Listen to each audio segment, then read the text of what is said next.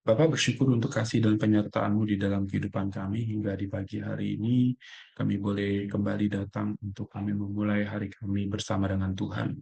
Kami menyerahkan satu hari kami ke dalam tangan-Mu, Tuhan yang pimpin dan Tuhan yang menyertai.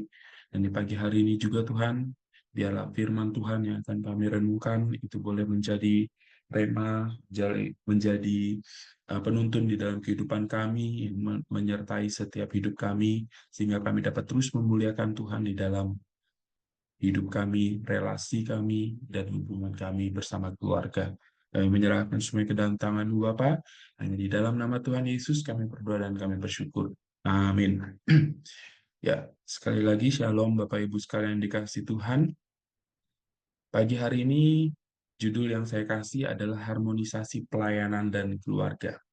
Bapak Ibu sekalian yang dikasihi Tuhan, ketika kita berbicara mengenai rekonsiliasi gitu ya, sesuatu perbaikan hubungan atau kalau beberapa minggu ini kan kita berbicara bagaimana kita eh, ber- menyembuhkan kalau istilah psikologinya luka batin ataupun juga kepahitan dan segala hal dengan teman, relasi dan segala macam. Nah, di dalam rekonsiliasi yang kita lakukan itu, Bapak Ibu sekalian yang dikasih Tuhan memiliki sesuatu hal yang mendasar yang perlu kita juga perhatikan ternyata. Nah, yaitu adalah pelayanan. Maksudnya di mana? Ketika kita menjalani kehidupan itu kita memiliki hal, dua hal yang perlu kita jalani secara bersamaan. Hal yang pertama adalah relasi kita dengan Tuhan atau secara vertikal ya. Tetapi kita tidak bisa menutup mata, kita pun juga menjalani kehidupan kita secara horizontal, Bapak Ibu. Kita menjalani hubungan kita dengan sesama kita, kita menjalani hubungan dengan orang yang ada di sekitar kita, dan terlebih lagi, kita juga menjalani hubungan kita dengan keluarga, yang menjadi, bisa dikatakan ring satu, ring utama, atau orang yang paling dekat di dalam setiap kehidupan kita. Nah, dari kedua hal ini tadi, pelayanan secara vertikal maupun juga pelayanan secara horizontal dengan keluarga, perlu berjalan secara keseimbangan. Jadi ketika kita berbicara mengenai secara horizontal di dalam beberapa waktu ini gitu ya, karena rekonsiliasi dengan sesama kita, kita juga tidak bisa menutup mata kita bahwa rekonsiliasi itu juga harus terjadi di dalam keluarga. Rekonsiliasi itu juga harus terjadi di dalam bagaimana kita, mungkin kita adalah sebagai seorang anak dengan orang tua, dengan ayah, dengan ibu, atau kita adalah seorang suami dengan istri kita, dengan anak kita, atau kita adalah seorang istri dengan suami kita, dengan anak kita. Itu menjadi sesuatu hal yang satu kesatuan di dalam pelayanan kita. Rekonsiliasi perlu terjadi bukan hanya yang ada di luar, tetapi juga yang ada di dalam. Kita bersama-sama melihat bagian firman Tuhan yang dicontohkan Tuhan Yesus ketika dia melayani, bukan hanya dia pelayanan di luar, tetapi orang terdekatnya pun dia layani. Itu pun juga akhirnya berdampak kepada sesuatu yang luar biasa gitu ya. Walaupun kalau kita akan bahas di sini pelayanannya secara bukan keluarga langsung, tetapi inilah anak-anak Allah yang Tuhan sudah angkat di dalam kehidupan mereka. Mari kita lihat di dalam Lukas pasal 4 ayat 38 sampai ayat 44. Saya akan membacakannya untuk kita. Kemudian ia meninggalkan rumah ibadah itu dan pergi ke rumah Simon. Adapun ibu mertua Simon demam keras dan mereka meminta kepada Yesus supaya menolong dia. Maka ia berdiri di sisi perempuan itu lalu menghardik demam itu dan penyakit itu pun meninggalkan dia. Perempuan itu segera bangun dan melayani mereka. Ketika matahari terbenam, semua orang membawa kepadanya orang-orang sakitnya yang menderita bermacam-macam penyakit. Ia pun meletakkan tangannya atas mereka masing-masing dan menyembuhkan mereka. Dari banyak orang keluar juga setan-setan sambil berteriak, "Engkau adalah anak Allah."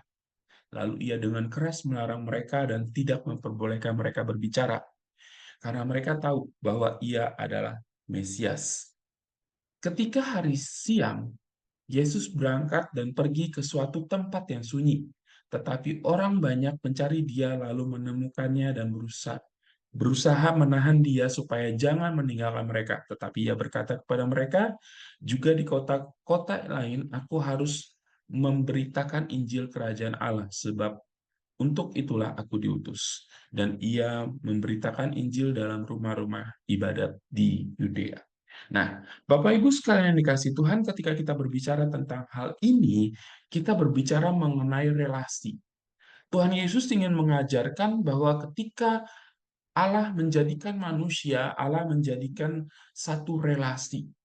Keluarga itu menjadi titik pusat atau menjadi pusat perhatian daripada Tuhan di dalam Alkitab. Ketika Allah menjadikan manusia, dia bukan hanya menjadikan Adam, tetapi juga dia menjadikan Hawa, dan di sana mereka berelasi. Dan Allah memberikan satu perintah kepada mereka untuk mereka bermultiplikasi. Jadi bukan hanya berkembang secara biologi, tetapi bagaimana mereka berkembang juga secara kerohanian dan juga mereka membawa dampak menjadi memiliki anak-anak rohani di dalam kehidupan mereka. Bermultiplikasi di sini ingin menunjukkan bagaimana adanya relasi yang tercipta di sana. Seperti gambaran Tuhan menciptakan manusia memiliki relasi kepada mereka juga, di mana memberi gambaran tentang keharmonisan, kesatuan, keteritunggalan daripada Allah di sana. Tuhan Yesus juga di dalam beberapa kesempatan melakukan karyanya di dalam hal keluarga-keluarga yang ada. Bapak Ibu sekalian dikasih Tuhan, pelayanan Yesus yang dimulai dan dikembangkan dari keluarga ini menjadi sesuatu pelayanan yang akhirnya perlu kita perhatikan. Kenapa? Karena ketika kita menjalani pelayanan kita, seringkali notabene gitu ya, secara ilmu psikologi, setiap manusia itu akan lebih condong perhatian ataupun juga lebih terbuka, mungkin Bapak Ibu juga pernah merasakan gitu, lebih terbuka atau lebih loyal dengan sahabat ataupun dengan teman atau dengan orang lain dibandingkan dengan keluarga sendiri. Kita akan lebih nyaman bercerita, ataupun kita lebih nyaman untuk kita saling mengingatkan, atau kita saling memiliki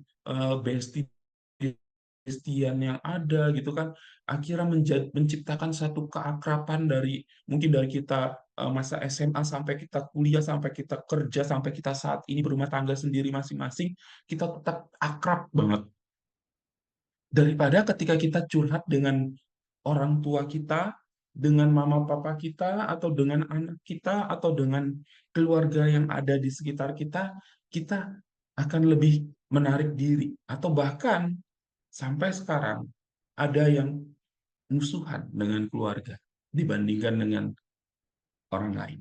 Nah, Bapak Ibu sekalian dikasih Tuhan, Tuhan Yesus ingin mengajarkan, memberikan contoh kepada Simon Petrus pada saat itu, kepada kita semua di tempat ini, bahwa oke, kita pelayanan, kita melakukan segala hal yang luar biasa di luar, tetapi bagaimana rekonsiliasi itu juga harus kita perhatikan bukan hanya kepada orang lain, tetapi juga bagaimana dengan inti kita, yaitu keluarga kita itu tadi. Karena semua hal pelayanan itu bisa terjadi atau bisa dilakukan dimanapun konteksnya berada. Jadi jangan kita anak tirikan keluarga itu menjadi sesuatu hal yang ya udahlah gampang nanti-nanti. Kita mungkin menjadi pengabar firman Tuhan, kita penginjil, kita memberikan eh, PI pribadi kepada orang lain di jalanan, pada orang-orang yang di luar agama kita berani. Tapi ketika kita ditanya, apakah kita sudah menginjili papa kita? Apakah kita sudah menginjili mama kita? Apakah kita sudah menginjili anak kita? Apakah kita sudah menginjili om dan tante saudara-saudara kita? Mungkin kita bisa menjawabnya adalah belum. Atau aduh sungkan dengan keluarga. Nah, Bapak Ibu sekalian dikasih Tuhan, apa yang bisa dilakukan di dalam keluarga? Yang bisa dilakukan di dalam keluarga adalah juga hal sama seperti pelayanan di luar. Yang Yesus lakukan dengan mertua si Simon adalah dia pun juga menyembuhkan mertua Simon pada saat itu yang sakit demam gitu ya. Nah, kita tahu Simon siapa? Simon adalah salah satu murid daripada Tuhan Yesus yang bisa dikatakan relasi Tuhan Yesus dengan kedua belas murid ini bukanlah sesuatu relasi yang biasa lagi gitu ya. Adalah sesuatu relasi yang sudah sangat intim, yang sangat dekat sekali. Bisa saya katakan ini adalah buah multiplikasi daripada pelayanan Tuhan Yesus pertama, yaitu murid-muridnya ini, kedua belas muridnya ini. Nah, ini yang juga Tuhan Yesus perhatikan. Kalau kita lihat ayat yang ke-38 tadi mengajarkan kepada kita ketika Tuhan Yesus mengajar di bait Allah. Jadi di tempat ibadah bisa dikatakan seperti itu tadi di situ dikatakan tempat ibadah. Jadi dia mengajar di sana, tetapi ketika dia mendapatkan info, kalau saya bisa ganti bahasanya mungkin, keluarga salah satu keluarga muridmu sakit nih gitu kan. Dia pun tergerak hatinya dan dia melayani. Bapak Ibu sekalian dikasih Tuhan, ketika dia mau turun, maaf, ketika dia mau melayani keluarga, maka keluarga ini pun juga bisa berdampak. Ketika mertua dari Simon ini sembuh, mertua Simon pun akhirnya juga melayani orang-orang yang ada di sekitar.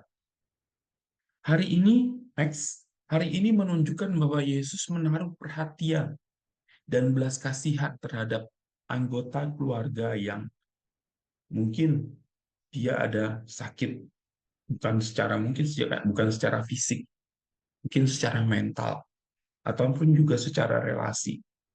Rumah tangga menjadi sesuatu bagian yang juga Tuhan Yesus lirik, dan itu menjadi yang penting di dalam hidup kita. Ini di luar konteks gitu ya. Beberapa hari lalu saya nonton salah satu podcast gitu, Deddy Corbuzier. Ini bukan hal rohani, tetapi saya melihat hal itu gitu ketika saya mempersiapkan ini kok cocok gitu ya.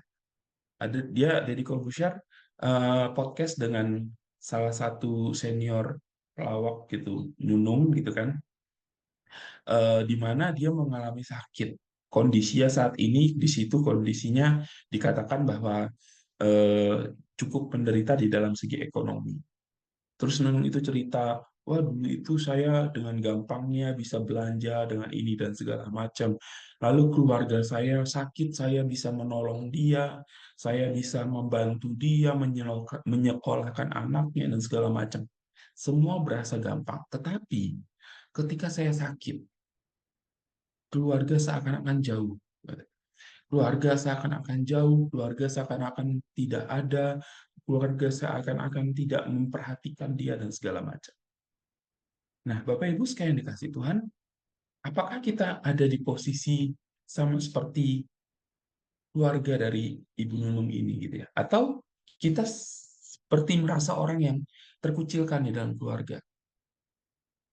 Pelayanan di dalam keluarga menjadi sesuatu pelayanan yang penting di dalam hidup kita. Ketika kita memperhatikan sesuatu pelayanan yang besar di luar, bagaimana pelayanan yang kecil yang Tuhan percayakan di dalam keluarga ini, itu pun juga kita bisa kerjakan. Apa saja yang bisa dilakukan lagi? Next, pelayanan yang di dalam keluarga juga bisa melakukan di dalam hal ketika Tuhan Yesus menyembuhkan, ternyata ada sesuatu dampak gitu ya. Kalau kita lihat di sana, ternyata orang-orang lain melihat itu dan akhirnya orang-orang lain datang berbondong-bondong untuk disembuhkan juga. Sampai akhirnya ada yang kerasukan setan di sana, datang kepada Tuhan dan Tuhan menghardiknya dan Tuhan melepaskannya dari segala hal yang ada yang membelenggu dia. Nah, Bapak Ibu sekalian yang dikasih Tuhan, next lagi dua langsung. Pelayanan di sini memberikan sesuatu hal yang perlu kita perhatikan. Next, yang ketiga, di mana mengajarkan kepada kita bahwa pelayanan kepada keluarga, kepada orang terdekat kita harus terjadi. Disitulah titik kita untuk menginjili. Disitulah titik kita untuk memulai. Karena amanat agung di situ mengatakan bahwa pergilah jadikanlah semua bangsa muridku. Di situ mengatakan atas semua bangsa muridku. bukan pergilah jadikanlah jadikanlah orang eh, Amerika, jadikanlah orang pedalaman, jadikanlah orang kota, jadikanlah orang ini, bukan, tetapi semua. Berarti ingin menunjukkan orang terdekat kita pun menjadi sasaran di dalam pelayanan kita. Next. Bukan hanya kesembuhan fisik yang kita butuh layani di dalam hal keluarga. Mungkin kita berkata, oh saya sudah melayani keluarga kok. Contohnya di mana? Oh saya sudah kasih uang, saya sudah rawat orang tua saya sudah ini. Tetapi juga pelayanan di dalam hal, kalau di sini saya katakan pelepasan kuasa setan. Di sini menunjukkan berapa pelepasan kuasa setan itu bukan terjadi atau bukan dilakukan secara on the point atau on the spot saja, tetapi berkelanjutan, di mana terjadi intens, terjadi sesuatu hal yang kita tanyakan kembali, terjadi satu relasi di sana, sehingga dia tidak mengulangi hal-hal tersebut. Bapak Ibu sekalian dikasih Tuhan, lebih utama adalah keselamatan jiwa-jiwa. Tapi jangan sampai kita memikirkan adalah jiwa-jiwa di dalam hal, wah ada jauh di sana, ada di sini, ada di jemaat yang begitu besar. Coba kita lihat keluarga kita. Apakah rekonsiliasi hubungan dengan keluarga kita sudah menjadi sesuatu hubungan yang baik? Biarlah rumah tangga, biarlah keluarga, orang tua kita, anak kita, itu menjadi sarana Tuhan sebagai rumah kesaksian. Sehingga ketika orang lain melihat keluarga kita, ternyata keluarga kita itu menjadi saluran berkat bagi orang lain. Bapak Ibu sekalian dikasih Tuhan, ini menjadi sesuatu kerinduan pribadi untuk saya juga. Ketika pelayanan, saya pengen satu gereja, ataupun ketika saya datang ke gereja, saya pengen orang tua saya datang, dan saya ingin bersama-sama beribadah, gitu ya. Begitu indah melihat orang datang bersama keluarga, bersama eh, anak, bersama segala macam. Orang tua datang ke sana, dan segala hal. Tetapi pelayanan di luar, jauh. Saya sempat berpikir kenapa juga salah satu faktor saya balik ke Kalimantan adalah supaya saya bisa pelayanan dengan keluarga. Fokus, walaupun keluarga saya tinggal satu, yaitu papa saya. Gitu ya. Nah, Bapak Ibu sekalian dikasih Tuhan, di sini kita bersama-sama belajar. Apakah kita memiliki masalah di dalam kehidupan kita dengan keluarga? Ini menjadi sesuatu hal penting yang menjadi perenungan kita bersama nanti di dalam breakout room kita. Ada 3 pertanyaan ini. Apakah masih ada permasalahan diri yang ada di dalam diri Anda atau dalam diri kita dengan keluarga yang masih mengganjal, yang masih eh, memberikan momok besar di dalam hidup kita? Akhirnya, aduh saya males pulang, saya males ini, saya males bercakap-cakap dengan orang tua saya lebih gampang terbuka dengan teman daripada dengan orang tua dan segala hal. Nanti kita bisa sharing Kak, apa itu dan kenapa, pasti ada musababnya gitu ya. Apa penyebab daripada kita akhirnya terjadi sesuatu, bisa dikatakan jarak antara kita dengan orang tua, dengan keluarga kita. Yang kedua, sudahkah sampai saat ini masalah atau jarak itu tadi terjadi rekonsiliasi, terjadi sesuatu pemulihan, terjadi sesuatu hal perbaikan? Nah, ketika sudah, apa dampaknya? Ketika terjadi rekonsiliasi antara kita dengan keluarga kita, entah itu suami, istri, ataupun juga ayah, ataupun anak, dan segala macam. Dan ketika sudah terjadi rekonsiliasi, apa dampaknya di dalam kehidupan kita sampai saat ini? Atau ketika belum terjadi, juga apa dampaknya? Apa yang masih mengganjal? Apa yang akhirnya eh, terus menjadi hal yang kita terus ingat di dalam kesalahan-kesalahan daripada keluarga kita itu tadi. Nah, Bapak Ibu sekalian dikasih Tuhan, dari pagi ini kita bersama-sama belajar. Pelayanan itu memiliki 2 aspek. vertikal, horizontal. Tapi horizontal ini bukan hanya kepada orang yang jauh, tetapi orang yang terdekat. Bagaimana kita juga menjalin relasi yang baik dengan orang terdekat kita. Biarlah ini menjadi satu perenungan yang indah buat kita. Mari kita berdoa. Bapak bersyukur untuk kasih dan penyertaan Tuhan di pagi hari ini. Kami boleh kembali diingatkan akan pelayanan kehidupan kami untuk memuliakan nama Tuhan. Tetapi kami kembali diingatkan Tuhan, bukan hanya pelayanan dengan orang-orang yang ada jauh di sana, dengan orang-orang yang ada di luar sana, tetapi kami juga kembali diingatkan bagaimana relasi pelayanan kami dengan orang-orang di sekitar kami, yaitu keluarga kami, orang tua kami, anak kami, suami kami, istri kami, ataupun orang-orang yang ada terdekat di dalam hidup kami. Tuhan, ajar kami dan terus bimbing kami. Biarlah melalui perenungan dan juga nanti diskusi, kami boleh dicelipkan dan kami boleh disadarkan kembali. Keluarga yang Tuhan percayakan itu penting untuk kami. Terima kasih Bapak, kami serahkan semua ke dalam tangan-Mu hanya di dalam nama Tuhan Yesus. Amin.